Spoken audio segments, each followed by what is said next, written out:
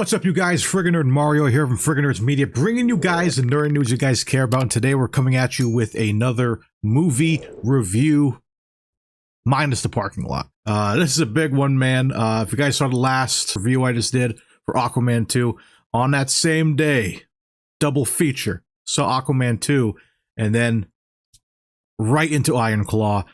Super excited, man. So yes, we're talking about the Iron Claw, the biopic about the Von Erich brothers, and man, this is an emotional one, man. This is so emotional. I think I gotta crack open a beer for this one, man.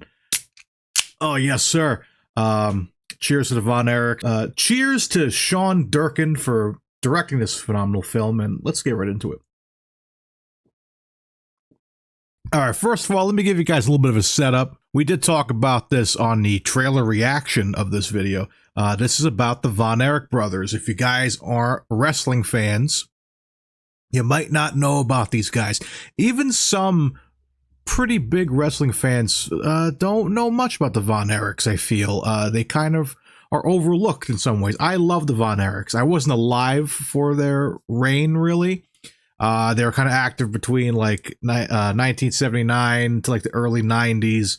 A lot of tragedy stuff, which we'll talk about in this review. Phenomenal workers. Some of the best workers in wrestling history.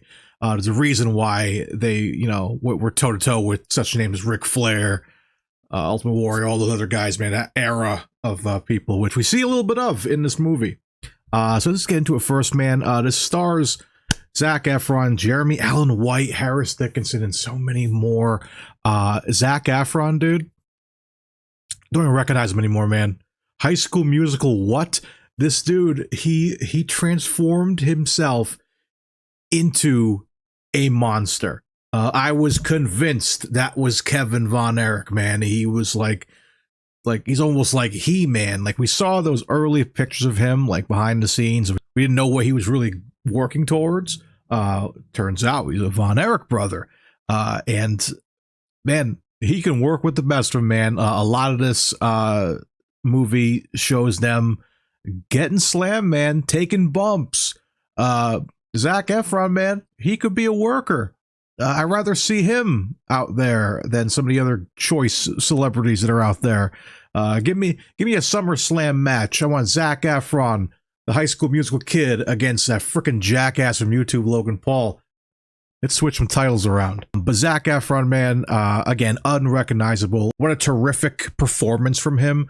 I know he's been trying to kind of dip into some more serious roles, and this, man, this sold me, man. Give him all the awards. At this point, man, I thought he did phenomenal in this movie, as well as the other actors in this. All the brothers and the father, played by Holt McCallany. He's tremendous. Like, they all look like the family altogether. Like, you could tell they went into like deep pictures, family history, plenty of shots of promos and matches. Some matches are actually shown in this movie as placeholders for, like, if they're watching the match on TV, you actually see one of the Von Erichs against Ric Flair, which is really great. We see Ric Flair in this picture. I'll mention it right now. That's the only complaint I had. Was the guy who played Ric Flair looked the part, but didn't even really try to like do a Ric Flair impression. It was very like, you know, I'm gonna get those Von Erichs and blah blah blah. Went back, and you knew, if you guys know Ric Flair, know wrestling, I'm gonna go and get those Von Erichs. Woo! I got my woo. You know, like, he just was always ready to go. He's like diamond ring wearing, kiss stealing.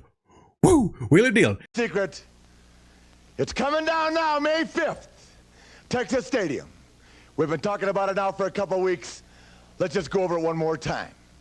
You see the Von Erichs figure they got Ric Flair trapped. The National Wrestling Alliance seems to be reinforcing every claim, reinforcing everything that the Von Erichs want. And it just didn't convince me at all. He looked the part, but you could have got someone else to at least, like, you know, do the impression or get someone else, man. Like, people were joking around saying they wanted Will Ferrell from Eastbound and Down because he looked just like Ric Flair. Who knows? That would have been a little better. But that aside, man, this movie is just tremendous. It goes through the history of the Von Erichs. They're known as like the cursed family of wrestling. They're wrestling royalty. You know, they were huge in Texas, and then they went on to do great things. But so much tragedy. They're like the Leonard Skinner of wrestling. You know, so many people have passed away from like accidents and whatnot. But we see all that. We see Jeremy Allen White as Kerry. We see his tragic stuff. We see a little bit of him going to WWF. He went to WWF and he fought there for a while after he left the other company and all that stuff. We see all that happen in his film. We see his tragic stuff where he lost his foot and couldn't wrestle anymore. Blah blah blah. All that.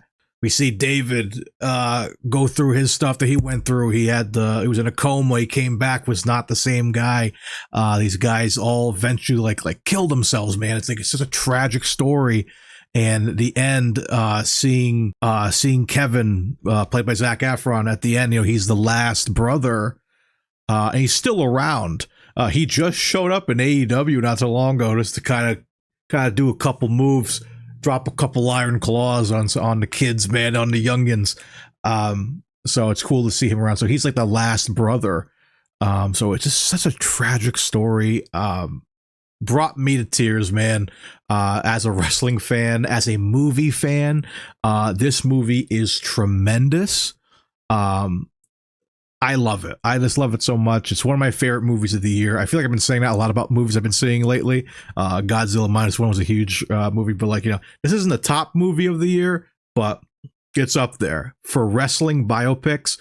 There's not many out there. I know we're still getting a Hulk Hogan one eventually, with Chris Hemsworth playing Hogan.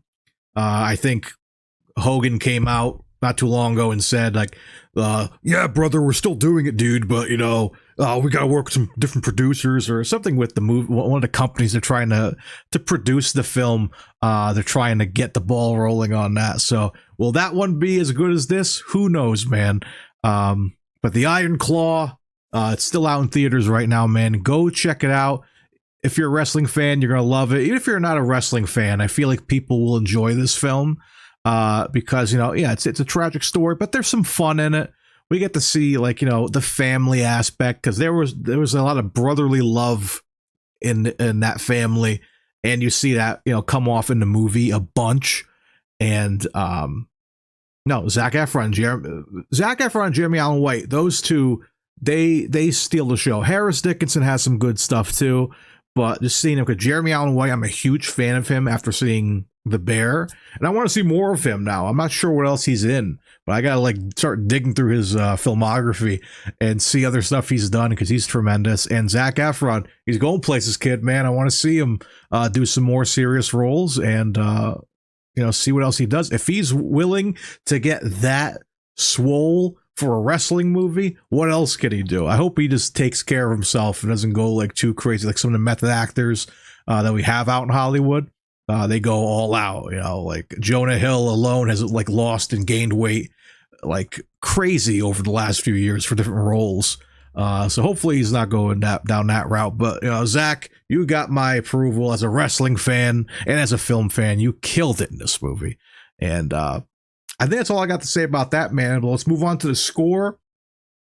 Tremendous movie. Loved it. Great stuff. Couple things I'd change. One thing, going into this movie, there are some things kind of changed with the story, certain things timeline wise and whatever. I'm not going to get into that.